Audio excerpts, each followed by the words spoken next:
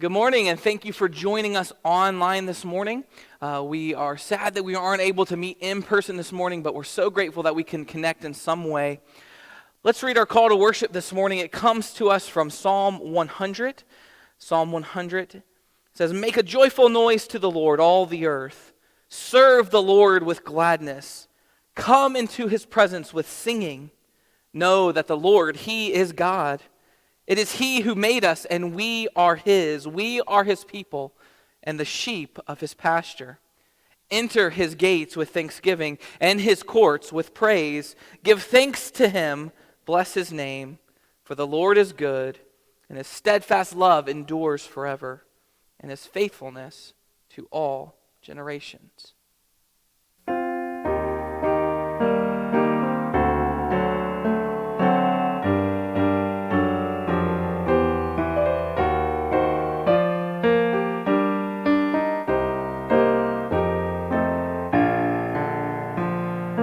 Come into his presence with thanksgiving in your heart and give him praise, and give him praise.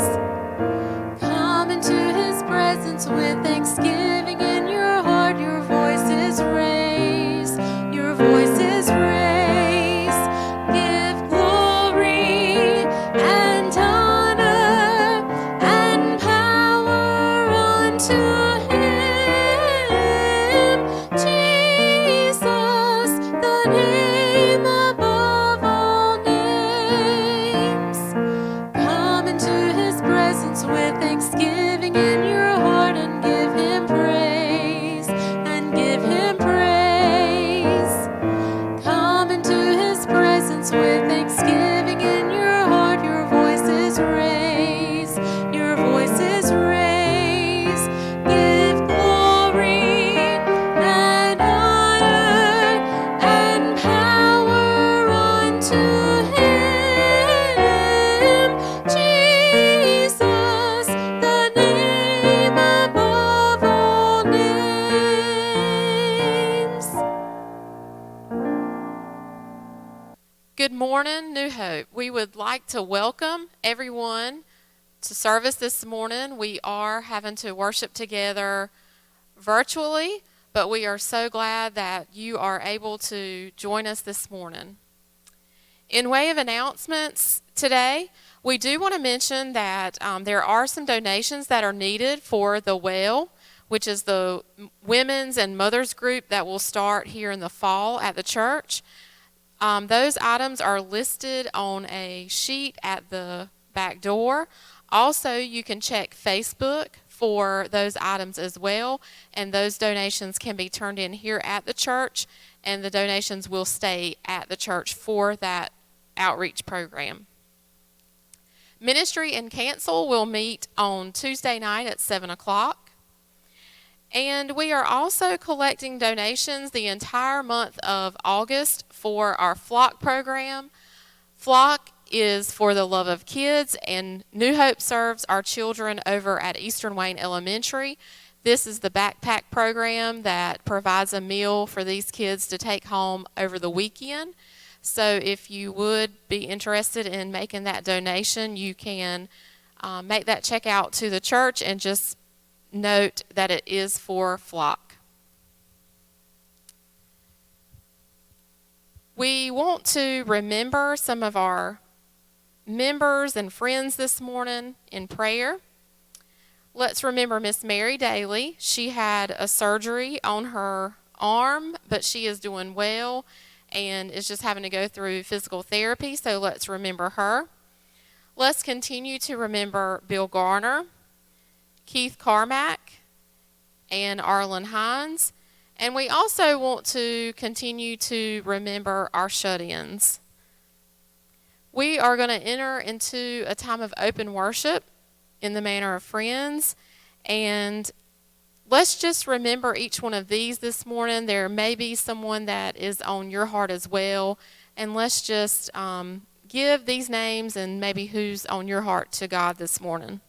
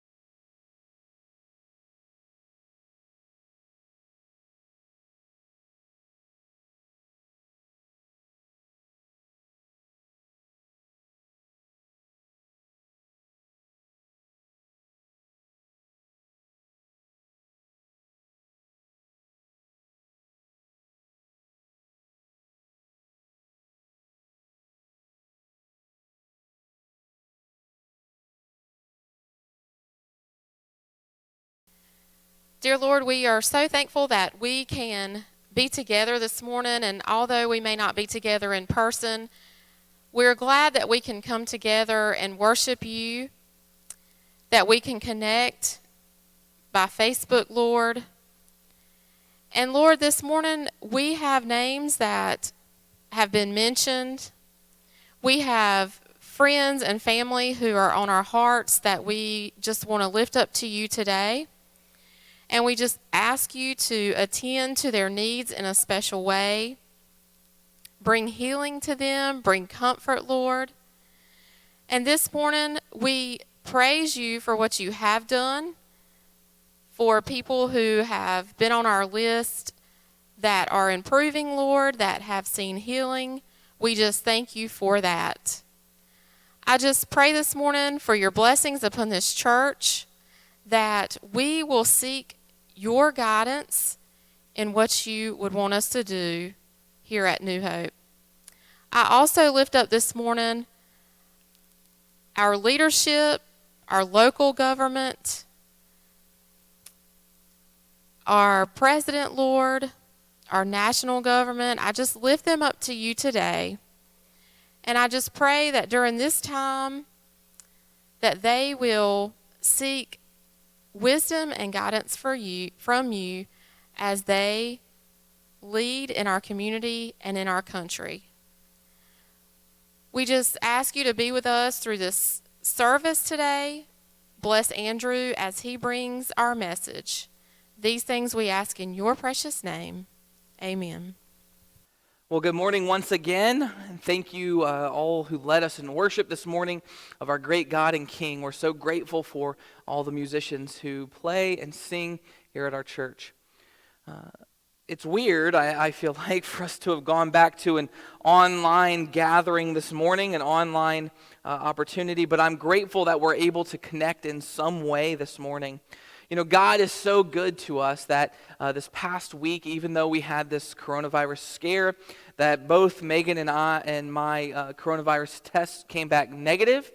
And I know many people have been affected negatively by it. And it was, I'll tell you, in my own experience, it was stressful looking down the barrel of that gun a little bit. And the stress didn't come from a fear for myself or my own health, but it came from more of a fear of spreading that to my congregation, spreading that to my family. So I'm grateful that God spared us. I'm grateful for his mercy and his grace. And I want to thank every single one of you who reached out to us this week, who, whether it was just a phone call, a text, a message, all your well wishes, all your prayers are much appreciated. And especially thank you to those who brought us some food, who brought us, did other things, served us in other ways. My family and I are grateful that we have such a loving church family that can take care of their pastor in this way. Well, this morning, as you're connecting with us online, we're going to take a look at 3 verses as we continue in our summer series entitled Motivated by Invisible Realities. And if you have your copy of God's Word there with you, maybe you can even pull it up on a different web browser, whether you're on your laptop or whatever. We're going to be looking at Hebrews chapter 11 as we have been over these past many weeks. And I pray that you would look there as we look to and we seek to hear from God this morning. And as I said, we're continuing our summer series, Motivated by Invisible Realities. And in this summer series, it was planned for us to come to a conclusion next week. And we're going to continue with that plan and conclude the series next week. We're actually going to take a look at the beginning of chapter 12. But you might say, well, what's going to happen to all the rest of these verses that we're not going to cover on a Sunday morning? Well, I'm actually going to talk about these on Wednesday night at prayer meeting. So if you can join us online or join us in person at prayer meeting, I'm going to be teaching from these verses, and I'll try to do a brief overview of them so you can catch that there. So I plan to cover it there. To this point in the series, we have looked deeply at the accounts of many Old Testament people of faith, and the author of Hebrews, what he's really trying to do here in this passage is to encourage his readers not to lose heart in the midst of hardship, in the midst of persecution, not to turn back to their old ways, but to continue in the faith. And really, if you remember all the way back to my very first sermon in the series, you'll remember that we talked about the end of Hebrews chapter 10 and how it relates to this chapter. We talked about how faith, whether it is saving faith or what we as Christians would call justifying faith, that what makes us right with God, or if it's what we would call sanctifying faith, or that which makes us more like God, whatever faith we're talking about, whether it's the faith that saves or the faith that changes and makes us holy, both of these faiths, according to the end of Hebrews chapter 10, are a matter of life and death. And we talked about how we have to get this thing right. We have to understand faith deeply in order for us to live, in order for us we said it's a matter of life and death. Now, we've seen through the ups and downs and the life of faith of many of these Old Testament people, whether it was the struggle of Abel being murdered by his own brother, or Noah who had to build an ark and didn't know what God was doing, or Abraham who many times failed, or even the last time we were together, Moses. We've seen through all of these struggles, our faith in God, our reliance in God, is shaped, and we saw how it can be shaped and how it can be formed and what it means to have faith in God. And we have seen God tests our faith, and that our faith pushes us to look past today, to look past the here and now, to a future reality, to an invisible reality, an unseen reality.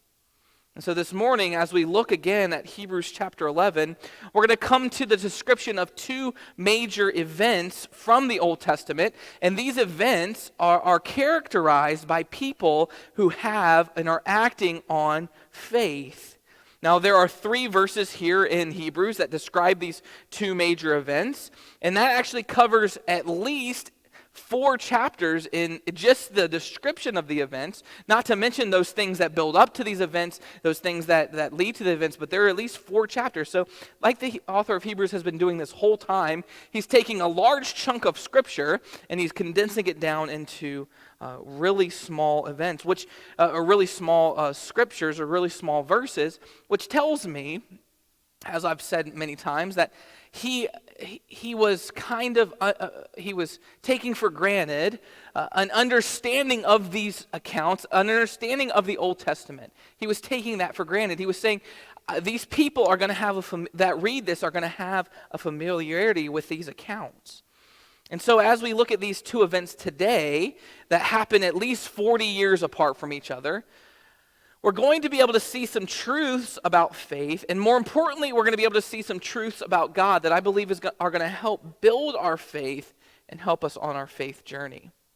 Now, as we quarantine this past week, we found out we were negative on Wednesday, but before that we were quarantining. We weren't seeing anyone. We weren't going out. We had some people that were gracious enough to bring food, but they always left it on the door. But gratefully we were COVID free. But as we were doing this, we watched a lot of TV. That's kind of what you do. And we don't have cable. We don't have even internet actually at our house. So what we did is we have DVDs. We have a DVD player, Blu-ray player. And so we introduced Ezra to some new movies this week. And one of those movies was the Disney Pixar movie, Brave. Now, I don't know how many of you have seen this movie, but Ezra, after watching it 3 times, which is, he wanted to watch it. He watched it 3 times. And at the end of the 3rd time, he said, I know like that. And he said, brave, scary. And if you've seen the movie, you know that there is a part in it that is scary, because really it's the story of this young girl, Merida, and the relationship she has with her mom. And her mom is pushing her into a marriage that she doesn't want to be a part of. And so instead of trying to talk it out, instead of trying to reason with each other or have this relationship, Merida instead, as in all Disney movies, tries to take her fate into her own hands hands, goes to this witch who gives her this disgusting looking cake to give to her mom to change her. And what Merida thinks that means is that it's going to change her mind about this whole marriage thing. Well, what it does is it changes her into a bear. And so the rest of the movie is about her finding out about this legend of this other person who went to that same witch and got asked to have control over the situation that he had. And he also was turned into a bear, but his fate was sealed in the end. And so, I'm explaining this movie to you, but this is how my mind works when I watch stuff like this. I watched this movie and I saw this whole thing happen. I saw Merida, this young girl, make these choices that led to her mom becoming a bear. And the whole rest of the movie is them trying to figure out how to turn her back into a human. And along the way, they find this other person who had been turned into a bear, and they saw how he actually had his fate sealed, and he was a bear forever, and they didn't want to have that similar fate. And so as I'm watching this, automatically my mind goes to theological things, because that's just how my mind works. I think about the things of God quite often. And so I think theologically, and I think about what message this is trying to send, and what are the choices what are the things that they're trying to get across. And so these two bears, they have both made poor choices. Merida's mom made the poor choice to force her daughter into something she didn't want to do, to push her into something that really wasn't a right or wrong thing. It was more just a thing that she was trying to have control and trying to force her into something. And we see that other person that was turned into a bear as well, also trying to force people into doing what he wants. And so both of them are wanting control, and they're both very similar. But we see by the end of the movie that one has their fate sealed as being a bear forever, but the other, Merida's mom, is saved from this fate by love and by forgiveness. So as I'm watching this movie, I am immediately taken by how theological this is.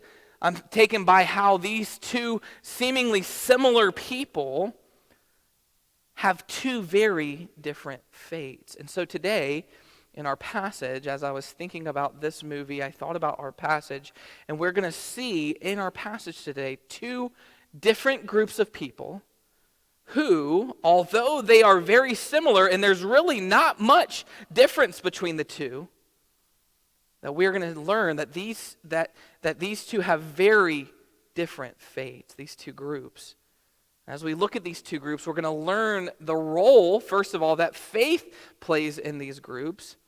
And next, and ultimately, we're going to see how God works within these groups and how he brings them ultimately to their separate fates. And so as we read this passage, the first thing I want you to do, I want you to look at it and I want you to remember the full accounts of what is going on here. Try to remember these. And then secondly, what I want you to do is see if you can catch the distinction that the author here is making between these two groups that are going to come to very different fates. This is God's word. We're going to begin reading in Hebrews chapter 11, starting in verse 29. It says, "By faith, the people crossed the Red Sea as on dry land. But the Egyptians, when they attempted to do the same, were drowned. By faith, the walls of Jericho fell down after they had been encircled for 7 days. By faith, Rahab the prostitute did not perish with those who were disobedient, because she had given a friendly welcome to the spies." This is God's word. Faith comes by hearing, and hearing by the word of Christ. Now, hopefully, as we were reading that passage and as you were thinking through it, you were able to remember the accounts of God parting the Red Sea, Moses standing on and maybe you have Charlton Heston in your mind, reaching out his staff in the waves parting. Hopefully, you were able to remember that account, and hopefully, you're also able to remember the fall of Jericho and the full account of what goes on there, and them encircling the city 7 different days, 6 days, and then a 7th day, and then the walls come tumbling down as the children's song goes.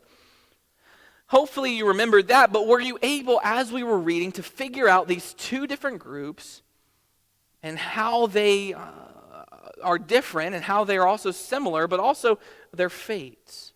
Were you able to see how God works in each of these groups and the role that faith plays in them? Well, these two groups are actually groups that we commonly distinguish in our churches. We make this distinction quite often. And it's a very common phrases that we use, and I'm going to use two different phrases today, and I'm going to explain why in just a second. But really, these two phrases are the two groups that we see here are those who are believers and those who are unbelievers. Now you say, of course, we make that distinction all the time, those who are believers and those who are unbelievers. Well, the thing is here, when it comes to these two groups, we also make another distinction that I think is very similar to this distinction, and that distinction is between Christian and non-Christian. So on the one hand, we have believers or a Christian, and then those who will be unbelievers or non-Christians. Now, obviously, we don't even have to really think about the role of faith in these different groups, because by their very definition, a believer is someone who has faith, and an unbeliever is someone who does not have faith. That's just obvious from the terms. But we make this second distinction, this distinction about Christian faith, a Christian believer, as opposed to a non-Christian unbeliever, because we know from, the great theologian, the group of theologians called the Monkeys, that all we have to do to be a believer is to see her face. Then I'm a believer. But that's not simply just, what we're talking about here is not just simply faith in anything, as this song goes. He has faith in her. I had no doubt in my mind that she was the one. That's belief. He would be a believer, right? Not an unbeliever. That's the name of the song. So it's important for us to make a second distinction, which is this idea of Christian and non-Christian. And so this is the thing this is the distinction we make: a Christian believer and a non-Christian unbeliever. You see, for the Christian, the object of faith is different than that for a non-Christian. And so a non-Christian is someone who, in respect to Christ, do not believe, right? They have no faith in Christ, and they may have faith in something else. That doesn't mean they're not a believer. It just means they don't believe in Christ. So this is a distinction we must make going right off. So we have these two groups. We have believers, we have Christians, we have unbelievers or non-Christians. Now, I'm not going to get all into, I could talk about this for many minutes, a long time, but I don't want to get into the minutia of these two terms, because I could write a theological treatise on this, but I want to say something as your pastor when it comes to these groups. Before we get into the meat of this message, I want to talk about these two groups for a second. Because these distinctions that we make are often what we see as a distinction between what is good and what is bad, or what is good and what is evil. So we look at a believer and we say, that's good and that's right, and that's what is lovely and good. And over here we look at an unbeliever or a non-Christian and say, that's bad, that's evil, that's wrong. And so what this comes from is and if we allow this to be the only thing that characterizes these two groups, and only emphasizing the differences in these groups, what this leads to is an unloving way of thinking, an unbiblical way of thinking about these two groups. See, we must not allow us to be drawn into this way of thinking that all who are non-Christians are the enemy. And all who would say they are Christians are our allies. Because let me tell you something. Not every single person who says they're a Christian is a good or right or just person. And not everyone that says that they are not a Christian is a bad or terrible or evil person. The thing is, we're all sinners. And we've all fallen short of the glory of God. And so the distinction between these groups is actually not that much. And we're going to talk about that distinction today. And so just because someone says they're a Christian, it does not make that mean that we should completely trust that thing. There are many people who are spouting off untruth, things leading people astray, that say they are Christian or that they are even a believer. And there are many people who are unbelievers, who are non-Christians, who God is working on to bring them to faith.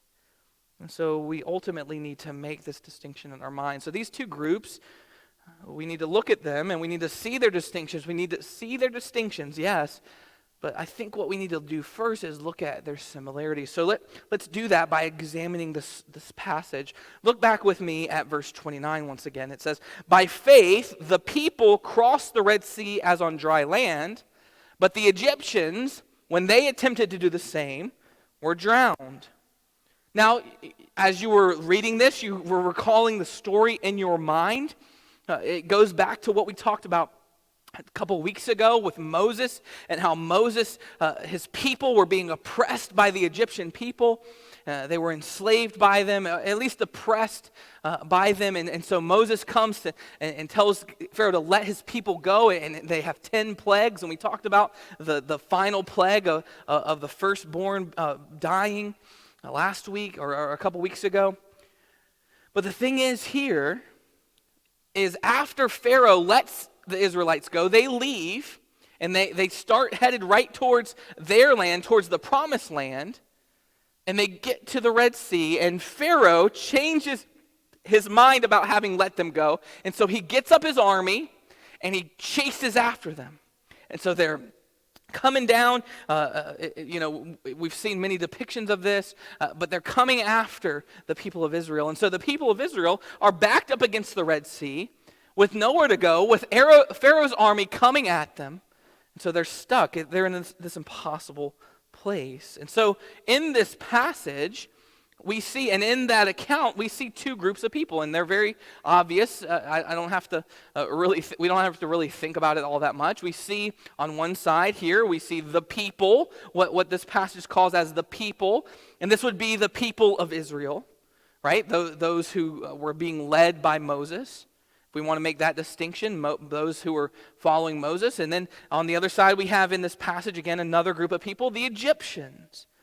And the Egyptians were those who were led by Pharaoh. And so we see two people here. And I think first what we need to do is we need to look a little bit at their similarities. Well, look at the passage once again. It says, the people crossed the Red Sea as on dry land, and the Egyptians attempted to do the same. You see, there's a similarity here. Both the people of Israel and the Egyptians were both trying to cross the Red Sea. They both wanted to go across the Red Sea. And see, here's the thing. There's this similarity here. They both wanted to get across. Now, their motives are different. Yeah, sure. But they both wanted to get across. And they both were trying to get across the Red Sea. And here's the thing about this distinction between believers and unbelievers. We're all pretty similar. We're all just trying to get through life. We're all just trying to get across the Red Sea, if you will. I mean, there's not really much distinction. I mean, and when I look at non-Christians, I look at people who are unbelievers, who do not believe in Jesus. I see people who want what's good for their kids. I see people who want to get through life, who want to deal with things as they come up, who want to provide for their family, who want to enjoy their life. Both of us, believers and unbelievers, both groups, we're just trying to get through life. We're just trying to make it. But here's the difference here. And he makes this distinction. He says, by faith the people crossed. You see, the distinction between these two groups of people is not some kind of existential difference. It's not like they were trying to get to different places. It's not like they were so different when it came to all of the different things that they were doing. They were both trying to do the same thing. They're trying to do right by their families, trying to do right by other people around them, be a good citizen. But the thing is, the difference is, the Israelites, those who believed, had faith. They believed in God. They didn't just muster up the faith. Because guess what? There's another similarity between these two groups. Moses stood on the at the edge of the sea, held out his staff, and the sea parted. Guess what? The Israelites saw this, and the Egyptians also saw this. You see, the Egyptians had an opportunity in that moment when they saw this great miracle to say, wow, this God of Moses, this God of Abraham, of Isaac, of Jacob, he must be the true God. They saw the same miracle. But by faith, they didn't go by faith. Instead, they went and pursued their own desires. See, it wasn't just that they mustered up, it wasn't just that the Israelites looking at this said, well, I just have to muster up and believe really hard. They had the evidence right there that God was a God who loved them, who cared about them, who could do great and mighty things. He was the real God. So the difference was that wasn't this something they were doing. It wasn't something they were mustering up in themselves. The difference lies in what God was doing. So we have to look at another passage that mentions this very thing. It mentions this very idea. Romans chapter 9 talks about what God was doing in the heart of Moses as opposed to in the heart of Pharaoh. It says in Romans chapter 9, starting in verse 15, "For he says to Moses, I will have mercy on whom I have mercy, and I will have compassion on whom I have compassion. So then it depends not on human will or exertion, but on God who has mercy. For the scripture says to Pharaoh, for this very purpose I have raised you up, that I might show my power in you, and that my name might be proclaimed in all the earth. So then he has mercy on whomever he wills, and he hardens whomever he wills." You see, we might take offense to this very thing. We might take offense to this passage. God has mercy on who he has mercy, and he hardens who who he wants to harden.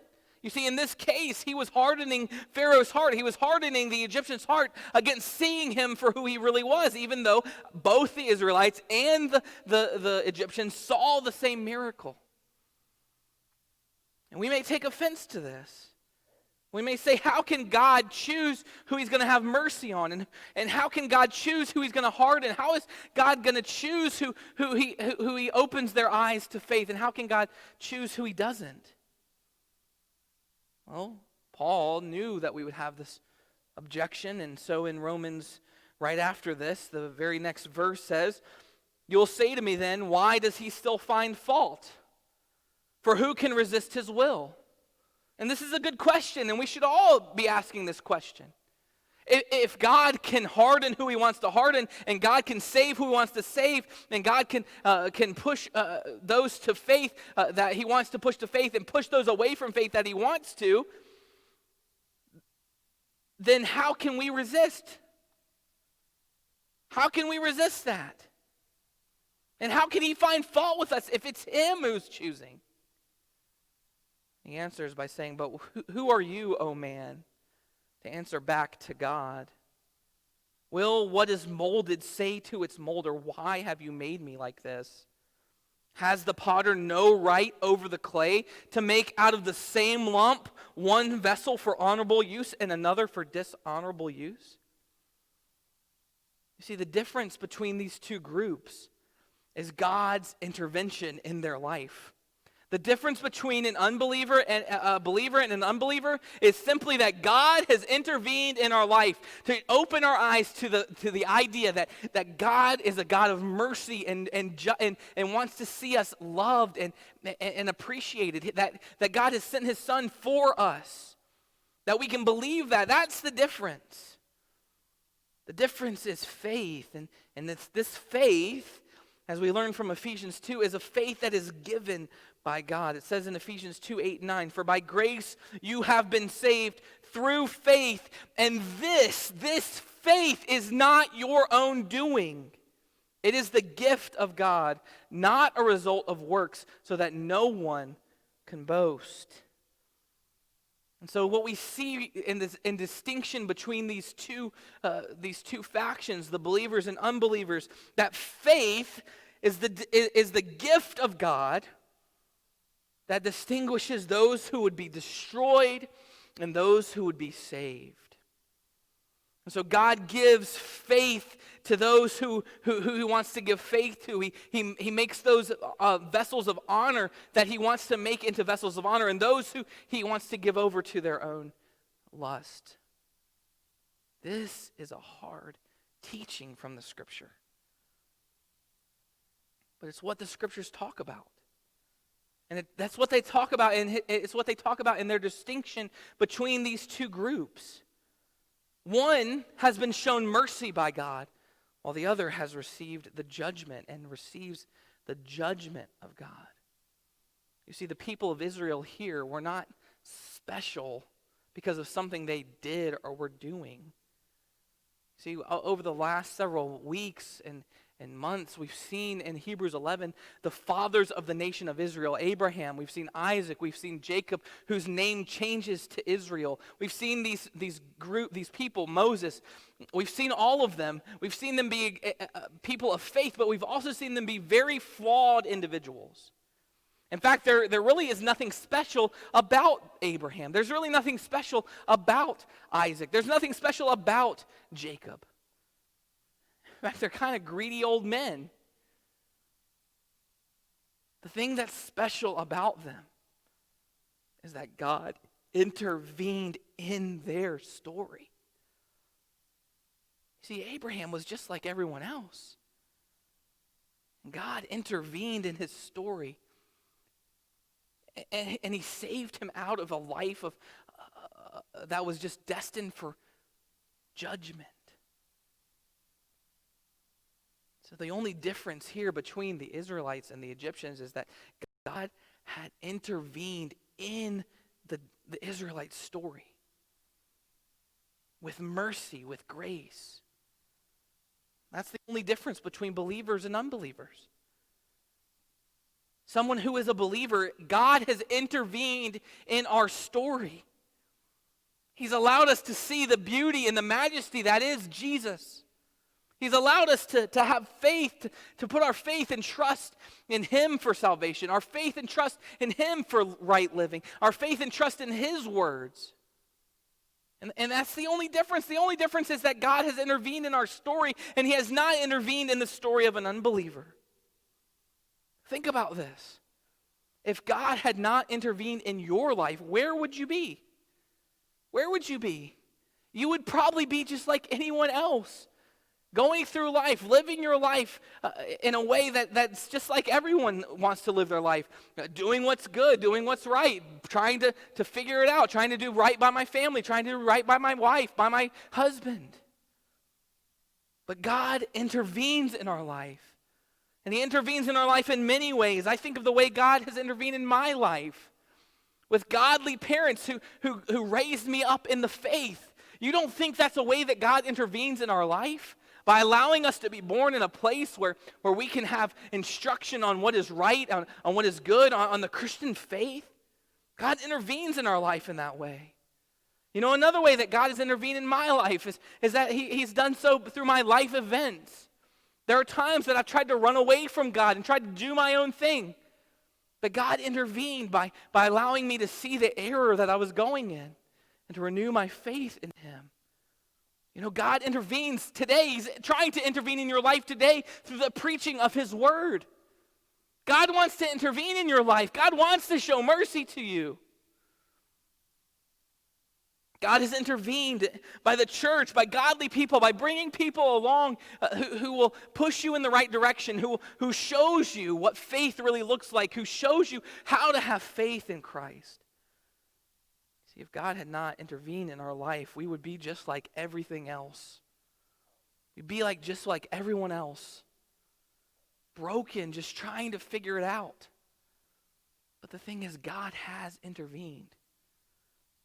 You know, something that I've taken up recently that I really like to do is on Facebook, they have these restoration videos. And I think this is why we have such a fascination with with restorations. Like we like to look at homes that are restored. That's why many of you watch HGTV on a loop, and you see these awesome homes that are restored from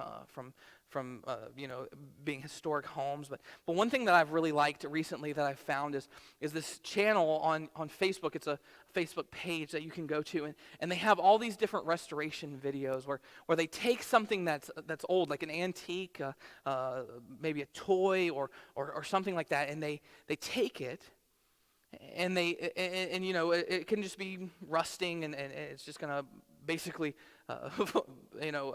become garbage. But they take it and they make it into something new. They restore it back to something new. And recently I watched this one. They had this pair of scissors and this old, it was a hand clippers for cutting hair. It was a pair of scissors and a pair of hand clippers. Literally, it was like clippers, but not electric. But you had to do it with your hand, and it was all rusted and awful. And so you watch the video, and they put it in this rust-removing bath, and they scrub each piece with delicacy, and you see them doing all this work, and they're very careful to take it apart and put it back together. And in the end, we have a working pair of scissors, and it looked like brand new, and a thing that a pair of clippers, and they actually show them using the clippers to cut someone's hair. And I look at that, and I love it so much. And I think I love it so much because it's a picture of what God has done in our life. You see, in our life, we were just an old rusty pair of scissors, just like all the other rusty pairs of scissors out there. Just kind of this garbage that should be thrown away. Not just somebody who yes, was made in the image of God, has a good bones and stuff like this, but ultimately we're just tainted by sin. We're just a kind of this ugly thing. But God looked at that. And in his mercy and in his love, he sent Jesus to intervene in that situation. Though we were marred by sin, he took us, put us in that bath, delicately took us apart, scraping off that sin, making us new. 2 Corinthians 5 says this, if anyone is in Christ, he is a new creation. The old has passed away. Behold, the new has come. This is what God has done in intervening in our life. It's what God did when he intervened in the life of the Hebrews to have faith to cross the Red Sea. We're not so different from this other group, but God has intervened and made us new. Made us new. Made us new.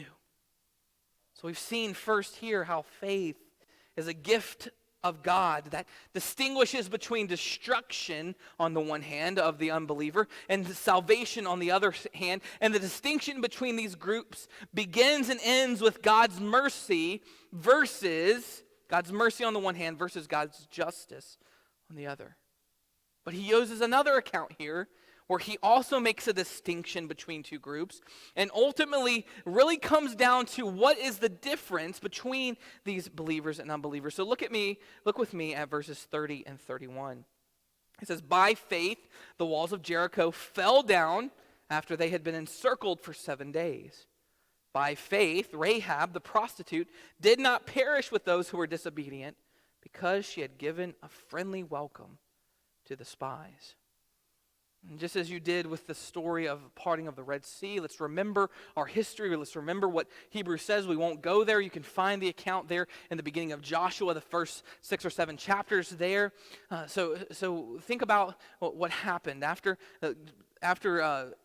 all the people crossed in the Red Sea. They went to Mount Sinai. They received the law, and then they went to the Promised Land, sent some spies in. They said, we can't do it. And so God said, all right, well, you're going to have to walk around in the wilderness for 40 years. And so they walk around in the wilderness for 40 years. And many of the people who doubted God, who had a lack of faith in God, this was also God's judgment even on the people of Israel. They wandered around and died there in the desert. And finally, God is ready to take them into the Promised Land. And so he raises up a new leader after Moses is gone called Joshua. And Joshua is a man who wants to follow after God, who wants to be a good leader. And so he brings the people to the edge of the Promised Land. And they're there about to enter into the promised land. And so he sends a couple spies in, just like they did the last time, to go and scope out what was going to be the biggest obstacle for them coming into the promised land. Their biggest military threat was going to be the city of Jericho. Now, the city of Jericho was a powerful city right on the edge of the Jordan River. And this city had walls that were so high that were so high that no one could pass through them. It was said to be an impenetrable city. And so, of course, this was going to be the biggest obstacle. And so Joshua sends some spies in, and we know the whole story. The spies go, and Rahab is there, and she hides the spies and then sends them back down out of the wall by a rope and sends them another way and basically gave a friendly welcome, as the scriptures say here, but the friendly welcome was saving their life. But here we see the people of Israel coming to this obstacle in the road, this obstacle on their conquering of the promised land. And they didn't have a clue what they were going to do. In fact, this city, there was no way they could take it over by military force. There was no way. They didn't have the strength in numbers. They didn't have the siege weapons to take over this fortified city of Jericho. And they had no clue what they were going to do until God, again, intervened in their story and gave them instructions that showed their faith in Him, but also showed how God can deliver from the obstacle. You see, the first verse here, verse 30, by faith the walls of Jericho fell down after they had been encircled for 7 days. It shows us a difference between the two groups, and that is that God can overcome obstacles for believers while using obstacles to destroy unbelievers. Let me say that again. God can overcome obstacles for believers while using obstacles to destroy unbelievers. See, someone needs to hear this morning. If you are a believer, and if you believe in God, and if you've been given faith, and God has intervened in your story, it does not matter this morning what obstacle you are facing. God is bigger, God is greater and more powerful than that obstacle. I'm not saying that your life is always going to be perfect or great, but right now you need to know that as a believer who has been saved by grace through faith, that God is on your side. And that whatever you're facing right now, whatever it is, He can overcome it. As large as the walls of Jericho were, He gave them a plan that showed their faith, and He can overcome any obstacle. Romans 8 tells us, "What then shall we say to these things? If God is for us, who can be against us? He did not spare His own Son, but gave Him up for us all. How will He not also with Him graciously give us all things? Who shall bring any charge against God's elect? It is God who justifies. Who is to condemn? Christ Jesus is the one who died. More than that, who was raised, who is at the right hand of God, who indeed is interceding for us. Who shall separate us from the love of Christ? Shall tribulation or distress or persecution or famine or nakedness or danger or sword? As it is written, for your sake we are being killed all the day long.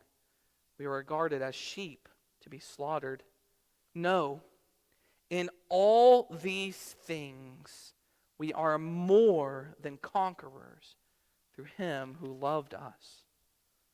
So whatever you're facing this morning, we can learn from this passage that as a believer, God can overcome that obstacle.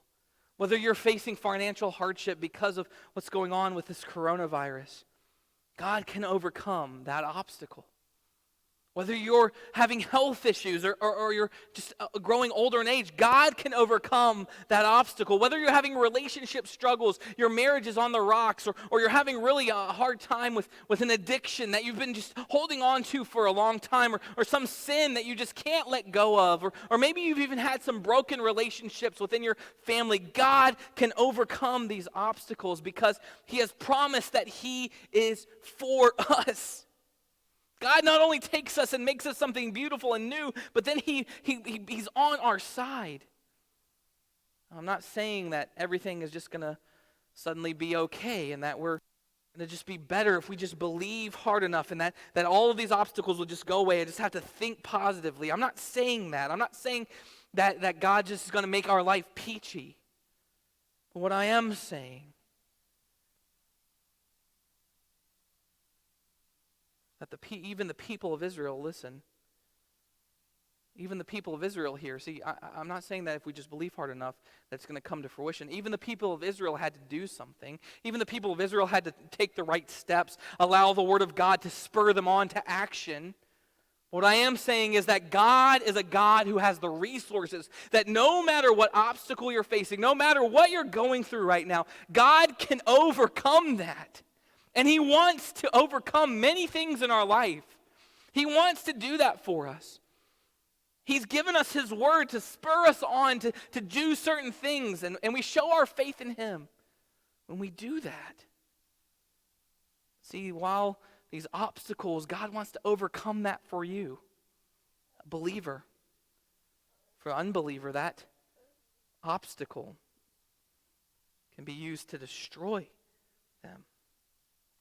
You know, I've talked with many people in our church who've said this exact phrase. They said, I don't know how people live without God.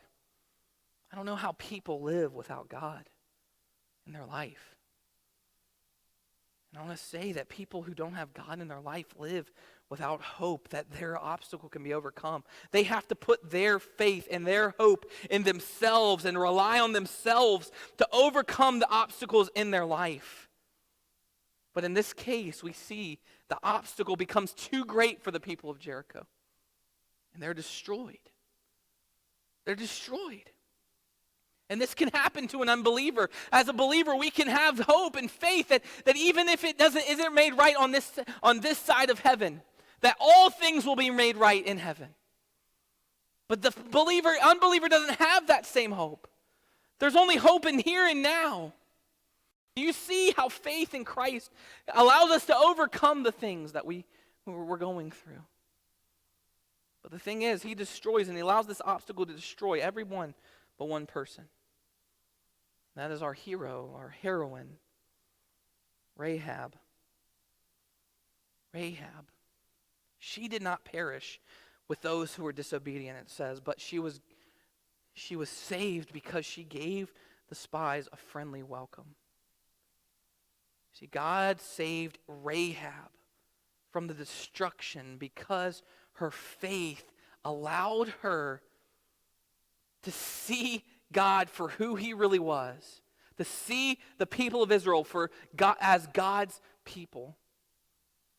And her faith saved her that day. You know the story. The spies were sent into the land, and Rahab hid them. The thing is, that Rahab, it tells us even here, it doesn't give her glowing remarks. It says, by faith, Rahab, and it calls her something here in the ESV that is the same in every one. She calls her a prostitute. I mean, think about this. The city of Jericho was a military wonder. I mean, somebody had to think through that. There was a king that lived in Jericho. There were people who were politicians. There were people who were doctors, I'm sure. People who had clout, who had money, who had influence, who had power, who were pretty well-to-do, that had a lot of talent. But out of all the people that are in Jericho, all the people that could have been saved in Jericho, God saves one person.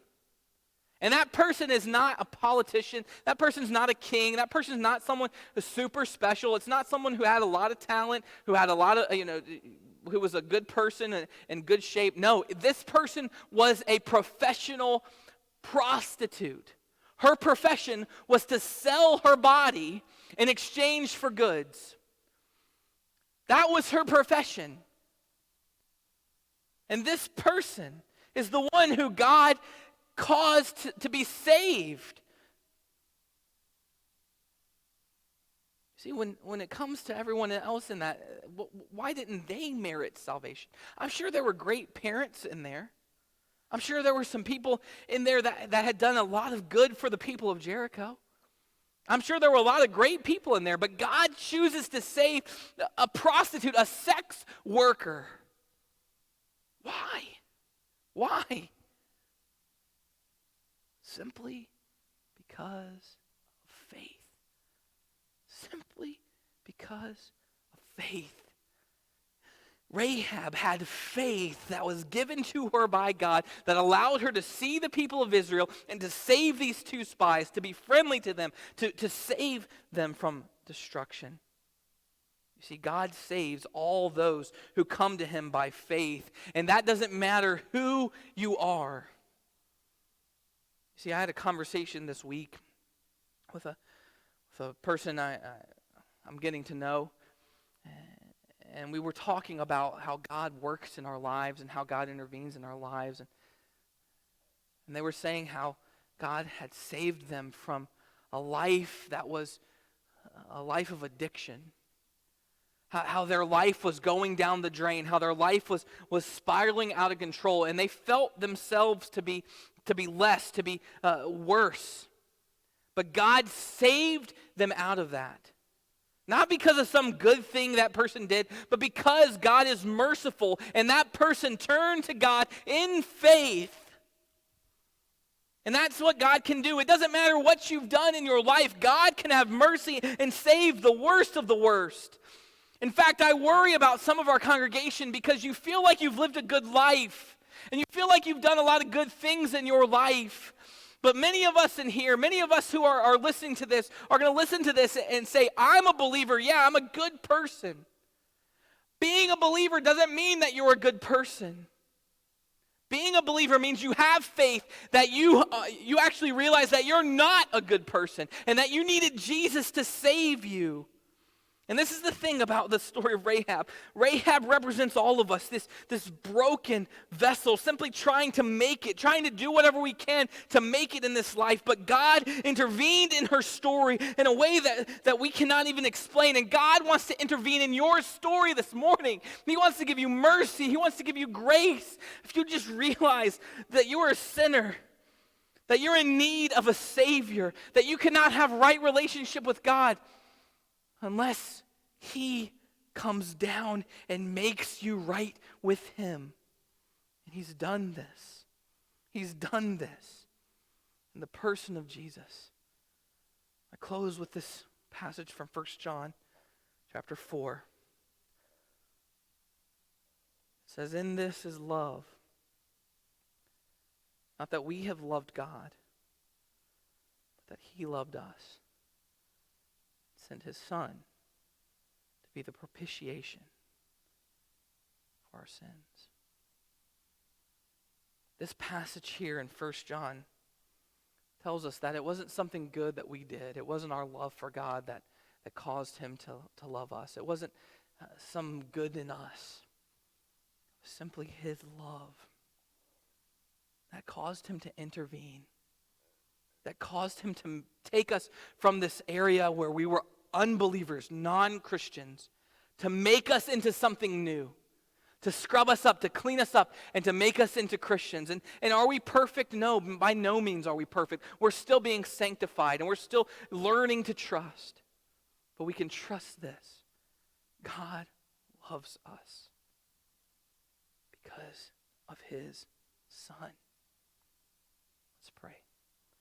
Father, this morning there are people within the sound of my voice, God, that really need to hear this morning. They really need to hear that God can overcome that obstacle that's in their life. God can overcome that hardship. God can overcome those things that are going on in their life. But more importantly, God, they need to hear the message of the gospel that rings so true that no matter what they've done, who they've been, God, you reach out your hand in love and mercy towards them. So, Father, I pray that you would give many faith today to see this in truth. We love you. It's in your Son's name we pray. Amen.